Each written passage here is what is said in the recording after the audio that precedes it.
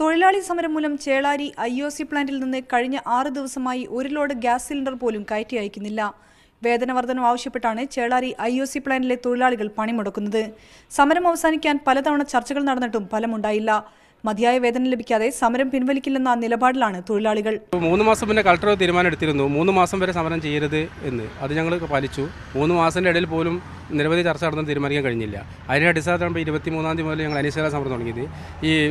ഞങ്ങളുടെ പ്രശ്നം ഏകദേശം തീരുന്നവരെ ഞങ്ങൾ അനിശ്ചിതകാല സമരം തുടരാനാണ് ഞങ്ങൾ ഉദ്ദേശിക്കുന്നത്. സമരം തുടരുന്നതോടെ ഗ്യാസ് ഏജൻസികളും ബുദ്ധിമുട്ടിലായി.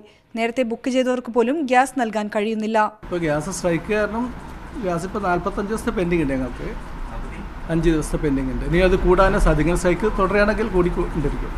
ചിലർ പിന്നെ അവർക്ക് പിന്നെ നോമ്പ് സീസണൊക്കെ ആയല്ലേ, ഇനി ഇപ്പോൾ പ്രശ്നം തന്നെയായിരിക്കും. സമരത്തെ തുടർന്ന് ദിനംപ്രതി 100 കണക്കിന് ആളുകൾ ഗ്യാസ് ഏജൻസിയിലെത്തി മടങ്ങുകയാണ്.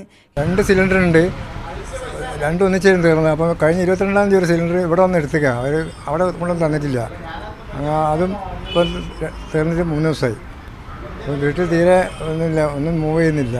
ഭക്ഷണം പാകം ചെയ്യാൻ പറ്റുന്നില്ല. ഞങ്ങൾക്ക് അങ്ങനത്തെ അടുപ്പുകളൊന്നുമില്ല, മണ്ണെണ്ണയില്ല. ഇതോടെ മറ്റു പ്ലാന്റുകളിൽ നിന്നും സിലിണ്ടർ എത്തിക്കാനുള്ള ശ്രമത്തിലാണ് IOC അധികൃതർ. മീഡിയ 1 കോഴിക്കോട്.